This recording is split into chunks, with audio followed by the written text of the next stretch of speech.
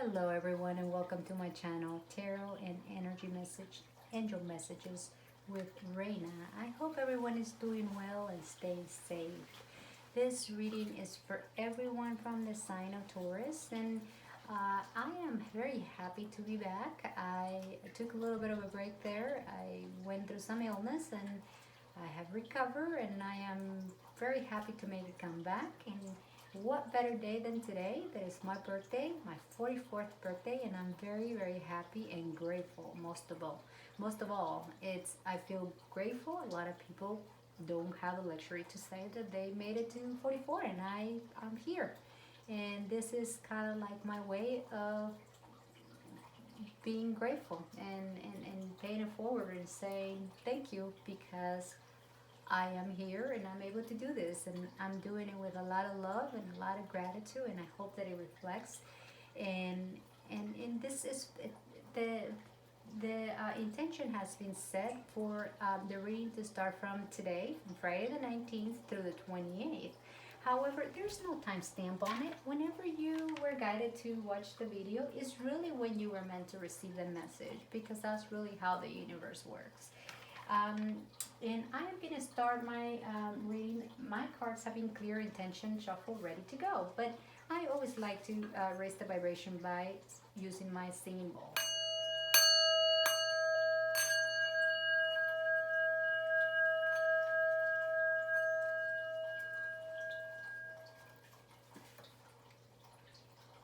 My first three cards are going to focus on your current energy, or the energy that you will embody for the time frame for this week. So this is, I'm going to be pulling three cards. It's pretty much a safe system.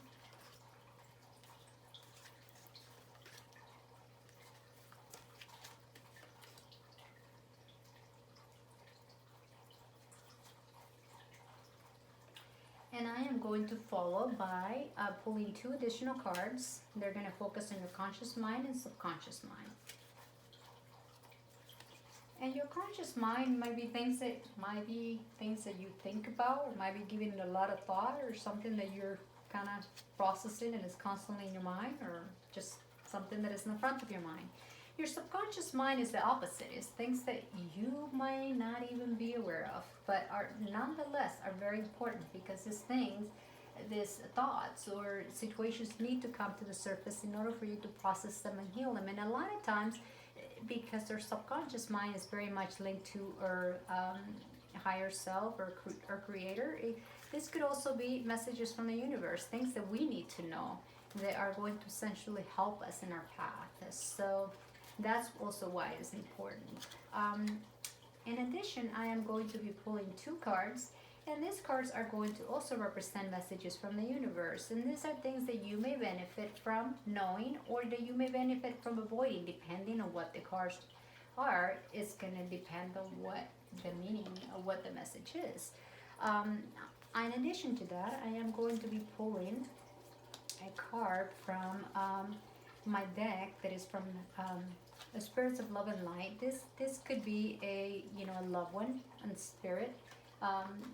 It could be an ancestor, or it could be someone that you knew in life, or simply a friend, someone from the spirit world that has a message that it's meant for you to hear this week, because it's going to contribute and guide you through this path.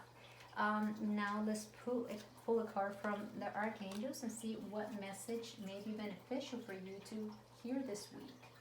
And last but not least, I am going to be pulling a card from my my Reiki chakra deck, and let's see which chakra may be affecting your current energy, or you may benefit the most from bringing it into alignment. Without further ado, let's get started. I would like to set disclaimer. This is a general reading. As a general reading, it's not aimed at a particular subject. So that being said, I am going to present you with different scenarios, and I will let you discern and see how that applies in your life. And it's also important that, being a general reading, it may not resonate with everyone. So, or not all the information is going to. So it's something for you to decide how and how and if it resonates with you. So let's get started and see what your current energy is at this point. Okay. Okay. The knight of, excuse me, the King of Cups. It's an energy that it could be someone in your life, but it's actually a beautiful energy. It could be your energy or the energy of someone else. I mean, point granted, cups, it's all about water. It will be a water element, and you are very much an earth element. But that being said, a lot of us, depending on our birth chart, we could have of we could be element predominate earth, earth, but we could have water, water element within our chart. So we could have some of those traits.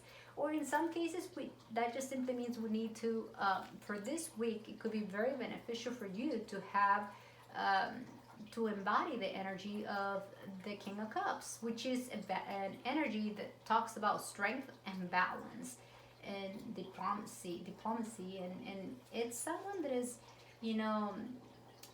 very sensitive, and it has social skills, and it's a protector, and it's very trained on his. And in a lot of cases, a lot of people from this element are into medicine, so it's like trained in medicine, or they have a strong of being of service kind of trait. Very knowledgeable and very professional, but overall, this is an energy that is very connected with the heart center, and being of service. So, but this again could be someone in your environment that is going to be highly influential for you this week, because it also suggests that this week you will be feeling a little bit of worrying and anxiety, and for some of you even losing sleep or overreacting, and just kind of feeling overwhelmed with guilt and regrets for some of you. Time heals all wounds, and the Knight of Swords really, it's when our mind is pulling one on us, when we get this monkey mind that is just thinking about things, and it just won't stop, and it creates anxiety, and it makes us lose sleep. It's that mind playing a trick on you, so to speak. That's what the Nine of Swords basically represents. It's that busy mind that creates anxiety and make us lose sleep, and it has happened to a lot of us, and happens often, more often than not, unfortunately. But it seems like this week you might experience a little bit of that. And by tapping into this energy where you create a balance, and you tap into your heart center, and because Source is all about mental processes, all about your head, and all these things feel really real, but they're really just in your head, and they're in your mind. It's kind of like when you can't shut your mind. That's exactly what the Nine of Swords is.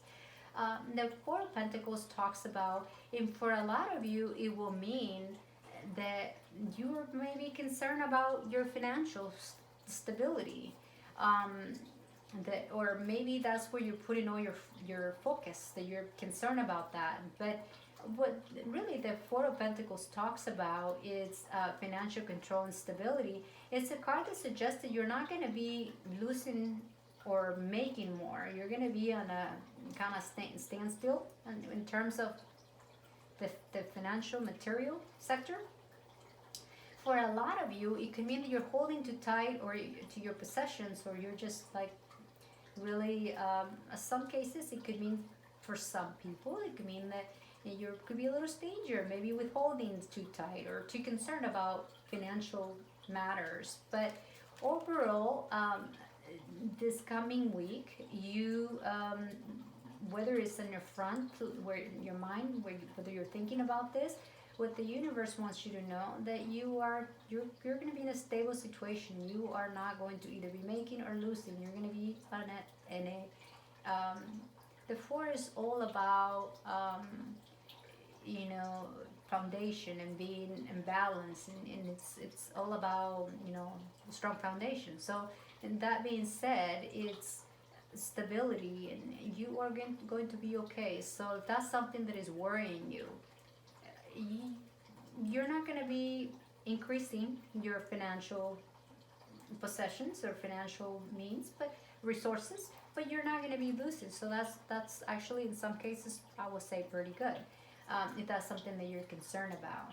So I would say overall your reading is moving along, other than maybe you needing to work on trying to, declutter your mind and that thinking process through meditation, through breathing. A lot of times it's amazing, and we think we breathe, but sometimes we forget to breathe. And doing up some breathing exercise could help you clear your mind, because that sometimes our mind is what goes on, and it could really mess us up, because overall I don't see that there is really something great that it's so far that is an indicator of any situation. It seems like in your conscious mind you may be concerned or some sort about, and it kind of goes in hand with the Nine of Swords, because it seems like you are concerned of something, like something happening sudden. You're afraid of changes. You're afraid of something in your life, or there is something in your life that is not built on a strong foundation, because the Tower is all about and being, it fell in your conscious mind. It seems like there is something in your life that needs to change. There's something in your life that is not working, and you're aware of it, and that might be why you are here in anxiety with the Nine of Swords. But you, by tapping into the King of Cups energy, or someone in your life that has that level of energy, that those skills, those traits, could help you with this Tower moment. And the Tower moment could be something very small, or very insignificant, or very significant. It really depends on each person is going to experience life in a different way. But a Tower moment is when something is not built on a strong foundation. And that being said, that tower needs to come down in order for you to rebuild it stronger. And this being a general reading, obviously it's not going to tell me exactly what it is that it could be in any sector in your life. That's why this is an open blank page where you could write and you could decide what this is going to mean for you. But what's worrying you, because where you felt, it's where the card is right now, the position of the card, it tells me that you're aware of it. So there is something that you're aware of that is not in your best and highest good, and that is not working. So you need to kind of examine what that means. And that means that the universe is basically saying you could bring it down, or I'm going to bring it down on you.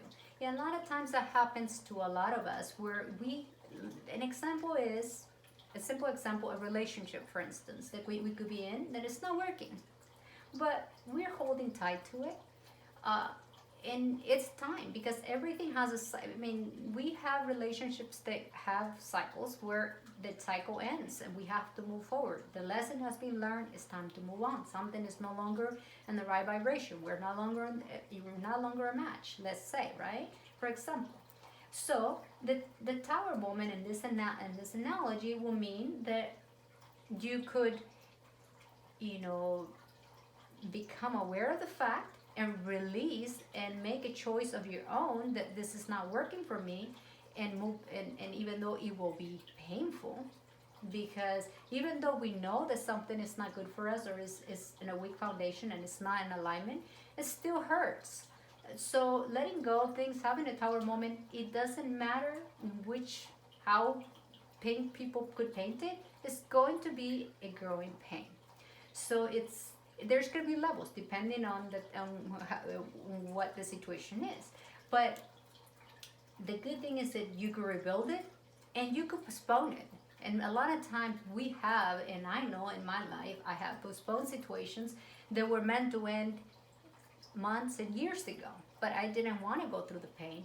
And somehow, some way, the universe imposed them on me, and I had no choice because the choice was kind of made for me. So I had to go through it. So that's one of an example. And in your conscious mind, you know that something needs to change, and you know that it's a matter of time. So the choices here are: you make the decision, or the universe is going to make it. But it's in your best and highest good, really.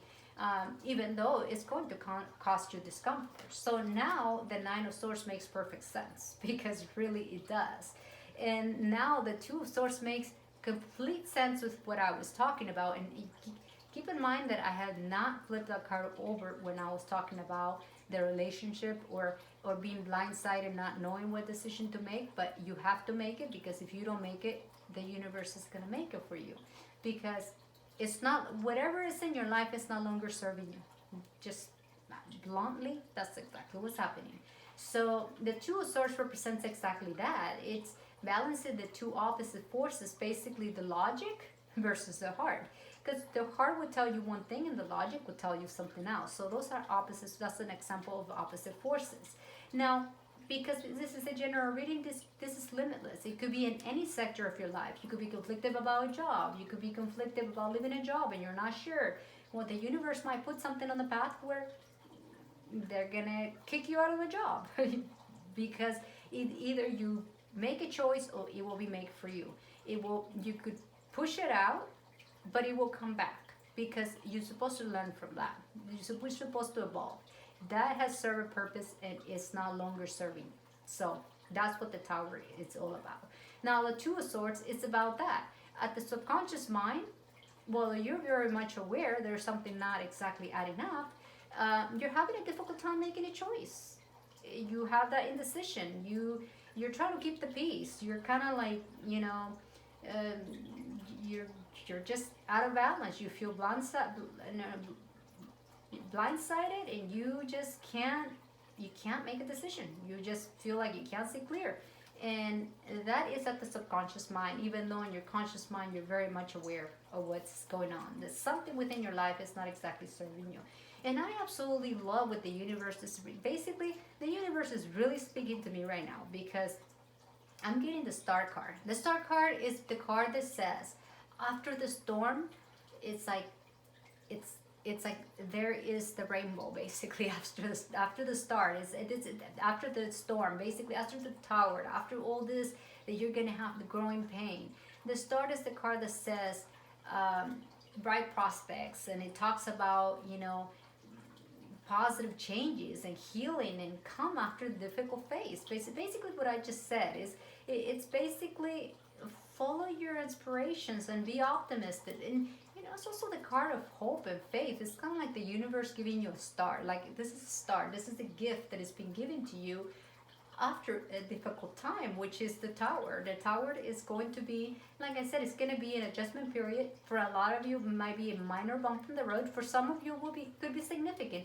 And nonetheless, it's going to create a little bit of discomfort. And as I can see, it will create a little bit of anxiety. And what the universe wants you to basically know, that as they are offering you to start, and they're telling you, they're guaranteeing you that all this is for your best and highest good, and that it has served a purpose, and that through that you're going to be able to come up on top and be stronger. And it's a guarantee. You just need to have faith. They got your back. It's in divine order. Here, what they want to warn you is that you are in this. You need to connect to your source. You're in a place or will come into this energy. If you're not on that energy, you will come into this energy. And this energy is someone that is disconnected. What do I mean by disconnected? When we are not even sure, we don't know what we will leave on, we don't know what decision to make. It's kind of exactly what the Two of Swords basically means in a way, because you're just so disconnected. But this goes a step farther, because someone that is very bored and feels kind of like apathy, it feels uninspired, kind of like, is there all there is to life type of thing, that kind of energy. A little bit self-absorbed, no judgment here. We'll be in there. I mean, I know, I can't say I haven't been there. Feeling left out, and just kind of contemplation, and maybe in some cases even resentful. How do you shift that energy? And this is a warning, because being a minor arcana, you could change that. You notice yourself getting into the funk, you could shift that energy. How do you do that? Getting outdoors, going for a walk, just getting some fresh air and shifting that energy of just feeling unsatisfied, being on that resentful, unhappy, bored, just disconnected, just just not the most positive vibration, to being in gratitude. By practicing gratitude, by looking at the things that you do have in your life, going for a walk, getting that fresh air, basically grounding yourself is going to help you. And like I said, being a minor arcana, you could avoid all these things. All the cards that are minor arcanas are avoidable. The Tower is not a minor arcana, so that's non-negotiable. The Star is it's a major arcana, that's a non-negotiable. But why would you want to have the Star be negotiable when it's so great, right? So the only thing is the Tower, that is for your best and highest good, even if it doesn't feel that great. But what the universe wants you to be mindful is of this. Don't fall into this energy, because if you fall into this energy, you're gonna fail to see the blessings that the Star brings in for you. So this is basically what I have for you, for in terms of this reading. So all in all, you are highly supported by the universe. There's a couple things that you need to be mindful of, and through this little window, you could see or find yourself falling into those, those energies or those feelings or that funk or that behavior, and you could consciously decide to shift it because you understand it. You could see that it's coming, and you could route it, because we're stronger than that. Our minds are wired to play tricks on us, but we could also, through awareness, we could also, tame our mind. We could overcome, and we could shut the shutters in our minds, and all that talking and all that negative, and we could shift it, whether it's through exercise, there's different things for different people. So there are different things that could bring us out of that energy of negativity. And see, and it kind of goes in alignment, because I get Archangel Metatron is saying, focus your highest priorities, because it talks about your priorities, and focus your highest priorities, and I will help you get organized and motivated. And that's exactly what the Four of Cups talks about. The Four of Cups talks about someone that it's not motivated, that is not being inspired is the same as not being motivated. So it's, when you find yourself in this thing, you could pray. You could, and what I mean by, maybe you may have a little blockage in your crown chakra, because when there's any blockages in our crown chakra, we have a portability to feel connected to anything. We feel disconnected, and we feel like we can't see clearly, we can't think clearly, and we get into the energy of the Four of Cups, which is bored and satisfied and resentful, just negative. So grounding ourselves will help us. Also, meditating and working on our crown chakra is also going to help us, and I will tell you how. But let's proceed to the message from the spirits of love and light, and this could be an ancestor or family loved one that has a message for you. And it says, the message is seek. The power of spirit exists in all things. Everything is made of energy, and every single thing in your physical world contains a fragment of spirit, including you. You are all one with spirit, and always will be connected to one another. Exactly. And that goes in perfect. It couldn't wrap the reading any better, because right here with Four of Cups, you feel disconnected. What they're telling you is to connect. Set your priorities, pray, and reconnect. The crown chakra suggests that you may have an issue with connection. When the crown chakra is out of balance or blocked, you may have issues with loving, compassion, oneness, which is what oneness is, what connects us with our source. Connection, harmony, knowing, devotion, peace, and in some cases even ethics.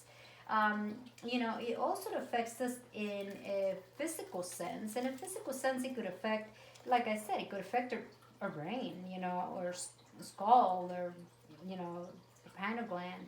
These are the kind of things that could affect in the physical level, but if it affects your brain, it's going to affect your ability to process, and you could go in overthinking mode, so to speak. So How do we bring our crown chakra into balance? Well, there's several ways. And if you're not into meditating, but want to use, a technique that I use is you could close your eyes, and this doesn't have to be very long. Maybe a minute is sufficient. Close your eyes and visualize on top of your head a, a round ball of purple light, spinning clockwise. And just visualize it spinning, spinning, and just focus on that light getting brighter and brighter and spinning clockwise. That will help you. Believe it or not, that is a that's an exercise that will really help you. Uh, Focus and open that and clear any debris or anything that it may be blocking and making you feel disconnected. There are other things that you could do, and I believe in essential oils. I use them, and what I mean by that, I use them in a diffuser. You could do this even when you're doing that practice meditation that I told you, or you could do this when you're cooking or before you go to bed. You put in your diffuser something like that, and they're not very expensive. You could use, essential oils, and I'll give you a few options, and I'm only going to give you the options of the ones that I truly use. And one of them is frankincense, and I use that. That sends a particular energy to your crown chakra. There are different essential oils that I use, but there's certain oils, essential oils, that have a certain energy and trigger a particular area of your energy field. And in this case, frankincense sends an energy and clears energy at the crown chakra level, and so is sandalwood. It's another one that is actually in the smell. The aroma is beautiful as well. So those are the aromas that resonate with me. But there is another one that is like lotus that I never tried it, so you could give it a try. And then I also work with uh, crystals, quartz, and stones. And one of my to go to it's amethyst, and amethyst also is purple, right? So it also has what is one of the highest vibrational stones, and it works with the crown chakra. Believe it or not, they carry a very strong vibration. If you are into jewelry, you could have something as simple as this. I actually make them. I make them for men, female, and I'm also a Reiki practitioner. So I could attune them, clear them, and charge them. And they carry an even stronger, through intention and a ritual, they carry a stronger vibration. Also, if you choose to buy them anywhere else, it's perfect. As long as it's high quality and it's a good stone, you could, wear a bracelet or something as simple. You could have, I call this a pocket stone, because you could carry this in your pocket, in your purse, and if you're not into jewelry, this is equally as powerful as a bracelet because they carry the same vibration.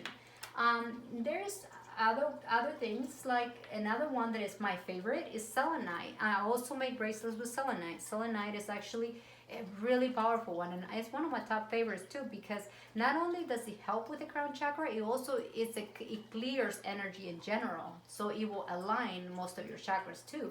And it carries similar vibration as the amethyst does, but it's just different. It has different properties, but both of them are one of my top favorites for the crown chakra. So one of the affirmations that could be very beneficial for you this week is, I am one with my higher self. I am one with my creator. I am love, forgiveness, and I'm connected to everything. I am the light of the world. I open myself to allow the universe to flow through me. I am perfect just as I am. I'm open for guidance from source, angels, and high beings of light. That will be a beautiful mantra that you may benefit from this week. Your prayers for this week are, to God or Creator, universe, whatever resonates with you, your spirits of love and light, or archangels, whatever resonates with you. I'm not here to turn you into anything that you don't feel comfortable with, but my goal is that you find that message that is going to shift your energy and get you through your path, the lessons that you are meant to go through to evolve, and go through and kind of route your path so that you don't hit too many bumps. And that's really my end goal, from my heart to yours. I will close this session with my chakra singing bowl, and may you have a great week. Sending you a lot of love and light, and may you be safe.